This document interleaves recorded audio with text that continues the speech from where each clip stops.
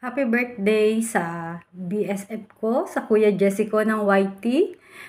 Binabati po kita ng maligayang kaarawan at more birthday to come and good health and especially to your career. Na alam natin na talaga namang pumapatok sa takilya ng YT.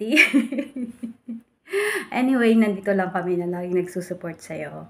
At kahit sa YT lang tayo nagkita-kita, nakakahanap talaga tayo ng mga kuya, ate, especially sa mga the one na totoong nagiging kaibigan sa mundo ng YT. So, wala na pong maraming kaokrayan sa buhay. Wala na pong maraming chichibureche. Basta magpakasaya ka sa iyong karawan at mabuhay ka hanggang gusto mo.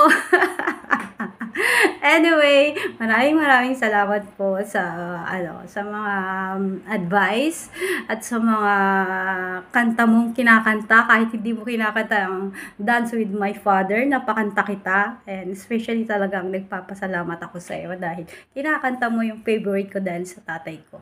Maraming salamat sa iyo, Kuya Jesse, and more birthdays to come at sana maging good health lagi ka kasi last time, nagiging sakitin ka, kakasyudad, kalalapang, kaya iwas sa mga food na mga medyo heavy, hindi ka na bumabata, tumatanda ka na.